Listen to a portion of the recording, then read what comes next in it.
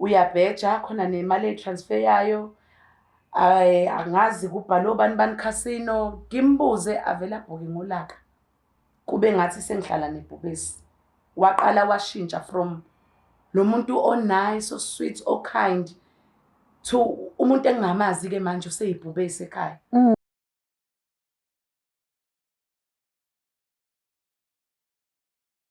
Senibingelela nonke babukeli beBlack Life TV. Kwesinye isiqephu ukuthi ngabuyelana emendweni nihleli noLungster. Namhlanje vashelo dadewethu othi naye ufisa ukuzoshare esakhe isitori ukuthi yini le yambuyisa kangaka. Sawubona. Yebo sawubona sisi njani? Ngiyaphila njani?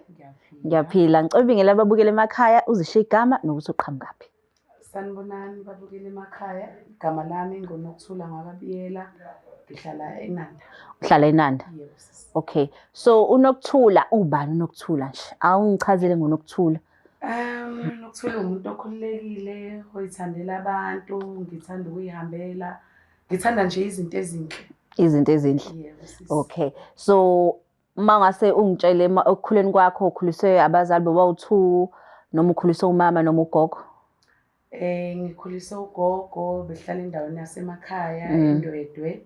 Sase siyabuya ke ugogo esizamile ke hlanganisa imali yakhe ngoba bedayisa. Sabuya ke wathenga umuzi eNanda sase sihlala eNanda. Asenihlala eNanda. Okay. Umsolo wake uhlangana phi naye ngoba phela umabuye emendweni lo. Sengizombiza ngomsolo. Angitshele nje ngisafuna ukuzwa okuhle ngaye. Yebo.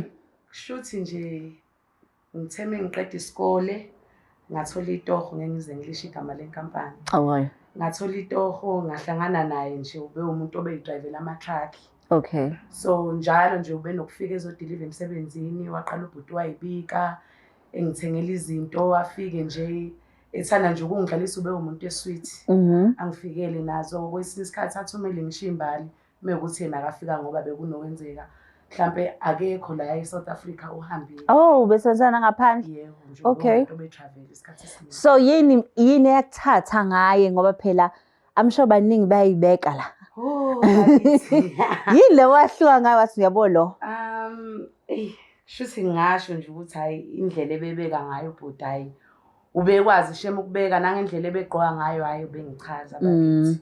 Nane body structure yakhe awube ugayi bakithi igeza lensizwe wayibona insizwa iphelele. Hawu sisi ebelihlezi liluka kamnandi futhi bese ngineyinsuku emsebenzini ngisho ukuthi hayi yabona ke namhlanje uzoqhamuka ngizoqale nje ngihange yiphunga lakhe ngiqale ukuthi nje hayi uyeza ngibone nami ukuthi hayi. So before ayibike vele iphunga lakhe laselikuthathile. Laselingithathile nje nangendlela ebefika ngayo emsebenzini mefika nje uzokhuluma umuntu nje ngize ngimkhumbule ukuthi ayi lokho kufika laba abanye akasafiki ngani lo ngoba nendlela nje befika ekhuluma ngayo bihlukile kunalaba abanye drive bebeke bedeliver emsebenzini.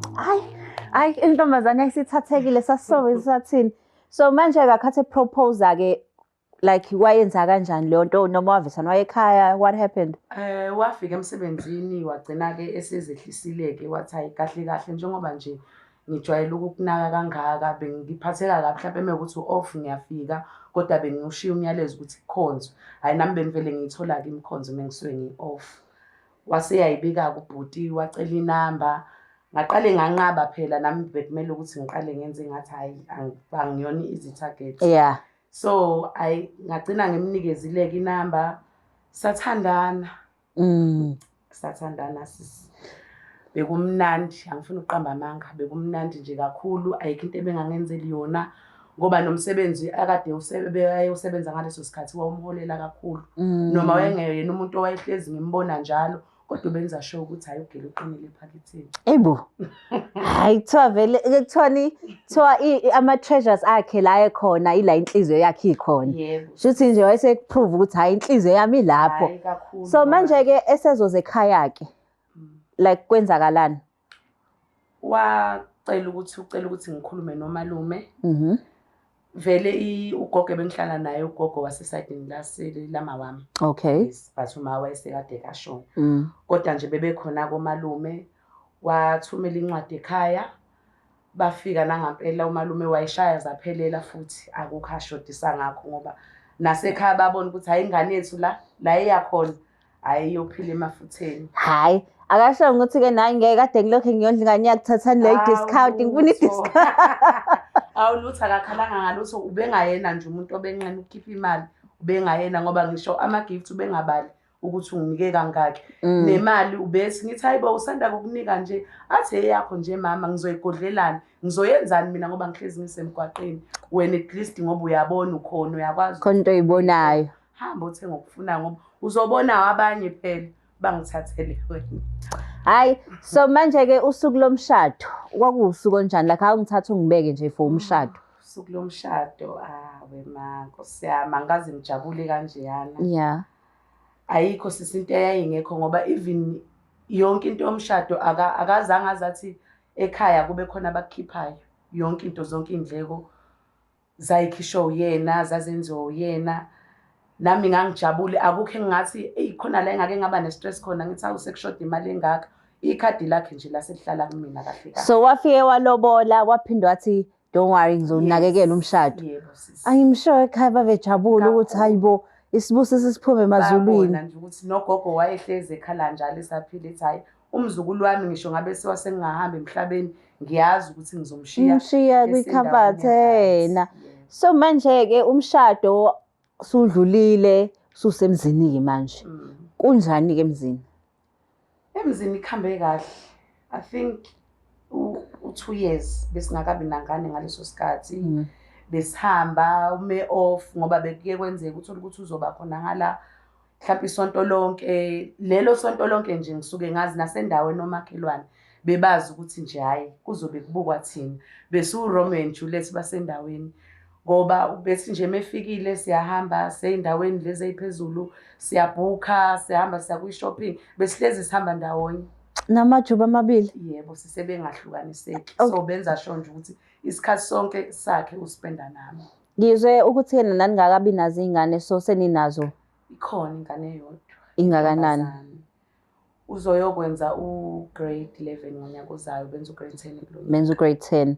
Okay. So manje-ke inkinga isiqala phike phela manje ungidescribele ideal man.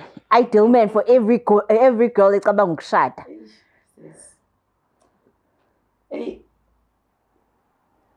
Iqale la inkinga esegembula. Angazi lezi zinto ezafika zebhola angizazi amagama azo. Kodwa nje khona amaphephe behlezi efika nawe ekhaya. Ethi hey mama ngiyazama ngizamela wena. Ngathi mina uzamela mina ini because bengicomfortable like into ebengishoda ngayo at that time. Athi hayi wena nje ngifuna ukube umuntu onamahlaya njengoba ngeke ngachaza. Athi ngifuna ukwakhela isithabathaba ke sisolwandle. So ngithi mina hayi ku right athi hayi ngeke mama ngicela unginikeze 1000. 1000 lani ngoba vele ikhadi belihlala kumina. Elani 1000 hayi khona la ngifuna ukufaka khona mama angazi khona usibani bani ubaba ubani omnikezile. Hayi nami ngokukhulungana ke ngemnika imali phela. Vele azikho izinto ebesinazo indleko eziningi ngoba after umshado nje yonke into ethi yashesha sathenga umuzi kwaba right nje wangithengela nemoto bengafuni ke ngisebenze. Wemsebenzi ngingagcina sengiyekile ngikhohle ukusho njalo so nje bese ngo-housewife bese ngimanage izinto zasekhaya. After sengithola umntwana ke nje uyena umuntu obesekhona endlini ke bengikwazi ukuthi ngiyamkhulisa. Aqala imali inyuka imali seku-2000 kanjalo waqala wathi hayi ucela ukuthi ngihambe ngiyovula i-account ebhenki usezongideposithela imali ezosondla ekhaya ezokhava wonke so manje sethatha ikhadi lakhe. Yes usiyalithatha ikhadi kusho ukuthi wayekhava ukuthi ngingaboni ukuthi useyisebenzisa kangakanani ngingamonithi ey'ndabeni zemali ngoba ngangihlezi ngimbuza uzoyenzani imali ngoba akukho okuthena ekudinga kwakuba ukuthi nje mekuthi udinga igrosa yakhe mhlawumbe mehambile uphekela vele khona la etruckini akukho okuthena ekudinga kahle kahle ngoba nenkampani yakhe isikhathi esiningi bikhava izinto ey'kanjalo like kumele balale accommodation is sorted. Wathatha ikhadi okay ngangaba nankinga-ke ngoba vele imali ubeyifaka kokunye abuye ukuthi akasanayo imali. Let's say nje ngalesa sikhathi ngiyakhumbula I think kwaku-30,000 imali ayihole waqala wangifakela u10,000 kade ejwayele ukufakela balini. Angithi phela mhlawumbe ubethatha noma u5000 khathi esethi mhlawumbe ayifake yonke ngakumina athatha u5000 nakhona ngibuza ukuthi uzoyenzana athi hayi mama ngoba usemgwaqeni. Yes hayi ngenzela ukuthi mekukhona into engiyibonayo emgwaqeni ngiyithenge nami nginiphathele yona ngoba bengisho ukuthi bewumuntu othanda kuletha nama-gifts.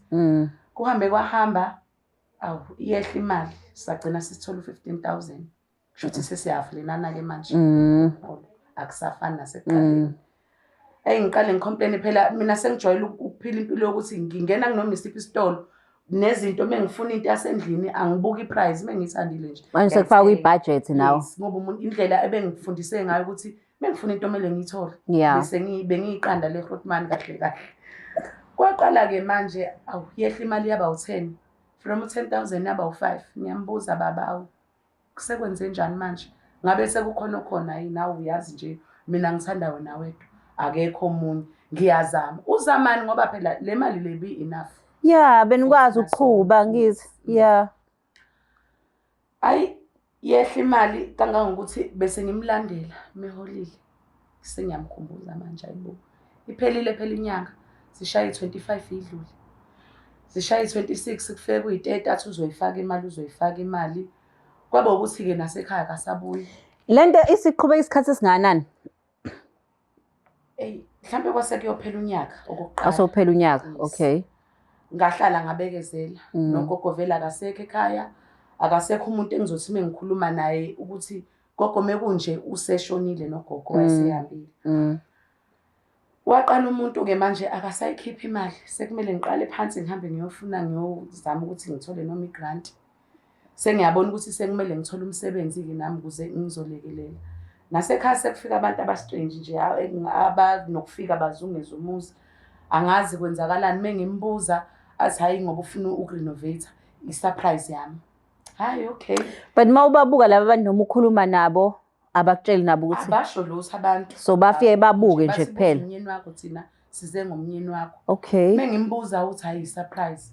Okungixakayo nasegcekeni bafika bazungeze nezimoto. Hawu. Akugcini ngomuzi hayi ngithi okay nginike ithemba ngoba ayikho into ebisolisa ukuthi mhlawumbe uyachitha noma khona into ebhedayo mhlawumbe eseceleni ngoba asikho isizathu akanginikeza sona.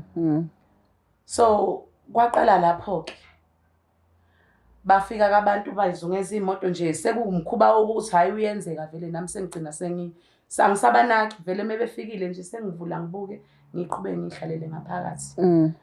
Baba kasafika ekhaya kasabuyi. Ngiyabuza mnyeni wami kwenze njani? Mekuthi khona inkinga la ikhona cela sihlale phansi sikhulume. Silungise ngoba ugogo wayengitshela ukuthi indaba zami akuzona ezakamakhelwane. Uma ukuthi khona into enginayo nomnyeni wami angihlale phansi naye. Kuhambe kwahamba ayi nami phela ngumuntu wesifazane wasefikile nje ngelinye ilanga ngangena ifonini yakhe ngayipage ngitshela ukuthi mhlawumbe khona umuntu engizomthola-ke omunye oseceleni ukuthi hayi ukuthi lama 1000 aseyakuyena. Aseyaphi.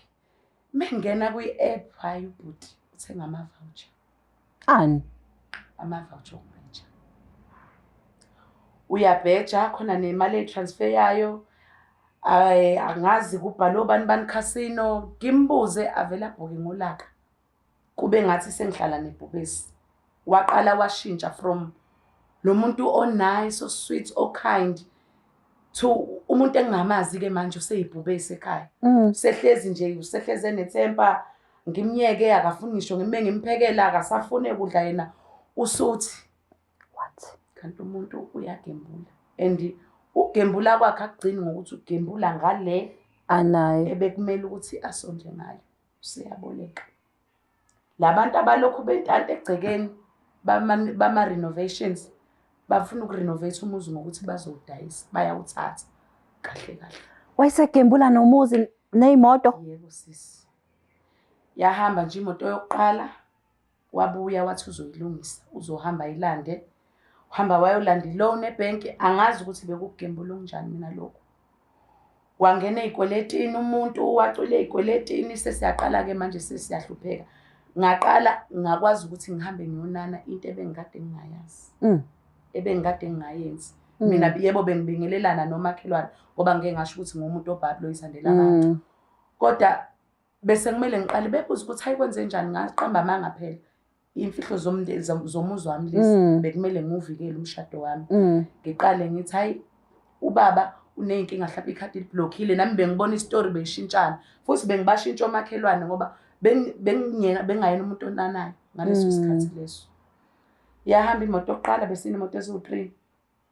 yahamba yesibili khona ibithi uthi ingane zesikole umalume bethi uthi angayimi ingane zesikole yahamba nayo vele So sekuwa nebhizinisi khona lapho. sekuwa nebhizinisi akusayena vele umuntu osokhona ukum-approach ukhulume naye uhlale naye phansi sekuyibhubesi vele nathi sewaqala kumshado wami ngiyawubona ukuthi hayi Siyaxeka. ngiyabona ukuthi uma ngiqhubeka ngimbuza ngizogcina ngithola induku ngoba ngangivele ngibone nje indlela ayivele abe aggressive ngayo uma ngimbuza mayelana nezinto ebezenzeka ekhaya ebengayiqondi. Shiyo, so tell me ke yile ngiyabona igambling ngempela isekubeka kwi-position engekho comfortable at all nanokuthi uzuyonana namakhelwane but yile eyenzeka wabuka ukuthi ngiyaphuma la. Kwafika abantu sisi befika namaphepha ewasayinile ukuthi umuzi ususegameni labo. Yebo. Nishada umshado onjani? Anginakanga lezo zinto lezo. Angifuni nje uqamba amanga ngikaze ngize nginake. Kodwa kahle kahle umuntu vele obenezwi over everything uyena. Imake so benishada umshado ohlukanisayo. Ngingasho kanjalo because mina vele angithi emshadweni angenanga nalutho but he assured me ukuthi whatever I need nanokuthi umuntu mekunika ikhadi lakhe You feel safe yes, nawe. ukuthi vele yonke into ingami so ngakho ngithi angizange ngize nginake lezo zinto and angizange ngize ngibe nendaba nazo. So wadayisa umuzi nisahleli nina ngaphakathi. Singaphakathi. Uma umthinta kufika abantu sebekukhombisa amaphepha. Wathi angibanikeze. Umuzi? Yebo. Impahla? Wathi angibanikeze neimpahla phela ngoba naye ubhuti ababefikile bathi akwanele. Kusashoda sabakweleta kakhulu yena akasafika ekhaya. Akasezi nje. Indodakazi yakho lapho injani? Isingakanani kwenzeka lento yo? Ngaleso sikhathi ubeyingane umntanami akukho ebengaxoxa naye noma mhlambe bekuyingane nje bivele indwazele besancane. Benga-understand. Bengaka-understand lutho. Okay ke in that moment ufika nama-document kulona lolo suku yini enzeka sebekukhipha ngaso leso sikhathi noma sebethi ke na uma banginikeza ngisho inotice nabo bacasukile phela. Banginika inotice bathi into engingakhipha engaphuma nayo impahla zokugqoka. What? Yebo. Engaphuma nayo. Ngoba phela wena nawe usuthola itoho akukho ukuthengile lapha endlini. Izinto eziningi zayisala ekhaya. Angihlalanga naye before umshado. So kahle kahle into ayenza ukuthi ke na vele kuthengwe yimina. Ngiyacabanga. So noma ngadlulisa nginezomunye. Because izinto eziningi zayisala ekhaya nanokuthi omalume ngathi hayi umuzi vele mina ngiright umuzi ababona ukuthi benza njani. Bawudayisa nabo babe nemizi yabo. Sure. So mina mengiphuma lapha endlini angisana ndawo ukuhlala. Wayapi? Ngahamba ngabuza khona enye intombazane nje engangijwayele kudala sengiqala phansi manje. Ngene efonini. Ngibheka abantu engangibajwayele. Ngahamba ngayo renta eMkhukhwini. Yebo, Mkhukhwini wawunezikhala nje wawumbona umuntu ngaphakathi. Uhamba nengane lapha. Hamba nengane yami neimpahla ngizogqoka. So manje mawumfonela ke ngifuna ukwazi le part mase umfonela umconfront usuphumile ke manje endlini. Ifona isangene futhi. Yafona ngena voicemail ifona angazi noma nabo bathi mebeqeda la ekhaya bamba ulanda ifone ngoba phela sasiphatha vele amafoni abizayo. Ekubo? Ekhaya kubo? Ekhaya kubo umndeni wakhe sasingaxhumene kangako. Akukho nje okuningi ngoba ngangajwayele ngisho ukuvakasha. Vele ngikhuluma ngomuntu obengajwayele ukuvakasha nje. Yeah. So akubona abantu engathi sasixhumene kakhulu nabo. Nangomuntu nje obeyihlalela la kwami.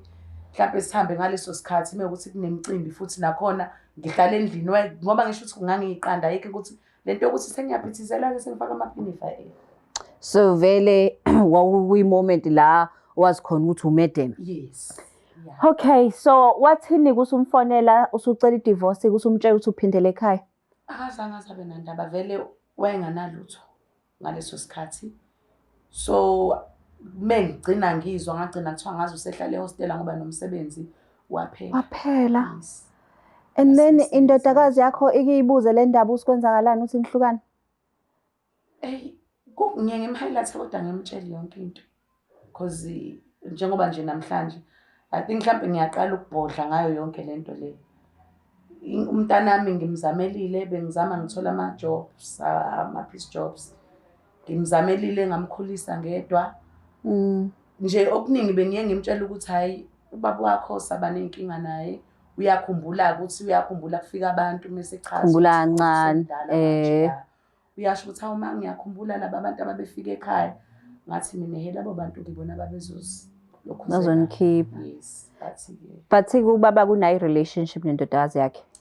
Ngifunele ukuthi sisomhlanganisa nengane yami. Yini ezoyifundisa ingane yami.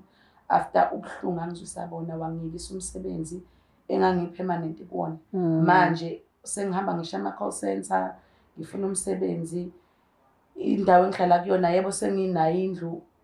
Akusafani kodwa nasekuqaleni. So yena-ke umsolwa ukabuya azothi-ke na hawu ngiyaxolisa ngenza iphutha like azehliseke manje noma ngenisabuyelana. Ngikhatha offices kuyona yonke into. Angifuneli ukuthi nje izongihlanganisa naye. Ngihlala nendodakazi yami se-right nayo noma singekho right but ngiyabona ukuthi impilo akusafani sengiyaqala siyacathulisana nomntanami mina naye nje. And nayo sayaqeda esikoleni. Seyaqeda futhi esikoleni and uhlakaniphile-ke bandla. Uhlakaniphile umntanami. No, that's good. So manje uNoxy-ke manje-ke unjani? After yonke lento le adlule kuyona.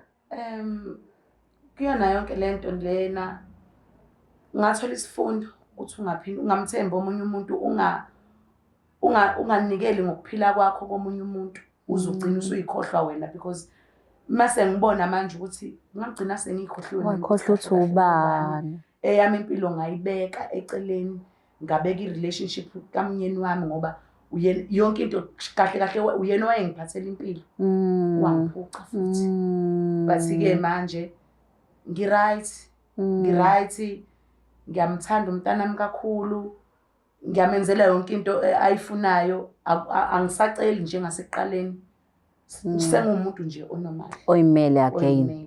So kodade bethu kabahleli lapha ekhaya othi uplan umshado nangu-husband ethi-ke na shiya umsebenzi ngizokunakekela mina. Uthini again? Yini nje i-word of advice noma ungeke umtshela ukuthi enzeni kodwa i-word of advice. Ngingasho nje ukuthi umuntu okokuqala nje at least akathi mesayini i-contract yomshado enze sure naye ukuthi khona ayophuma nakho mekuthi zizomnetha because imshado ayifani. Ngeke ngize ngithi experience yami nomunye safuna ukuyofana naye will experience the same thing. Cha. Umuntu wesifazane nje akabe sengqondweni akabe sober minded methatha inqumo when it comes to umuntu wesilisa because umalala ephenduka. Angeke uzumthembe kakhulu. Awuzalanga nawe amficise namazinyo aphelele. No, sibonga kakhulu ukuthi ushare isitori sakho but siyajabulela ukuthi ezimbokodo uthi nje pusha on uyaqhubeka uya soldier on. No, emakhaya ngiyasiza isitori sanokuthula ukuthi-ke na wanikela konke kumuntu wesilisa ngenxa yokuthi-ke na ikusasa labo uzoqhubeka but washintsha ingqondo-ke and i-gambling isibhidlize imindeni eminingi. Siyacela nawe emakhaya uma usuconsiderisha ukubheka ilo i-gambling and ushadile phuma nje kuyona ayikho right for your family. Kulungisa ngithi please mawukuthi nawe unaso istory office usharisha ukuthi waxoshwa yini emzini, feel free ukuthi yena usithinte uzohlala nathi la ukuxoxele sakhe istory. Please don't forget to share, like and subscribe. Kulungisa ngithanda kakhulu. It's the Black Life TV.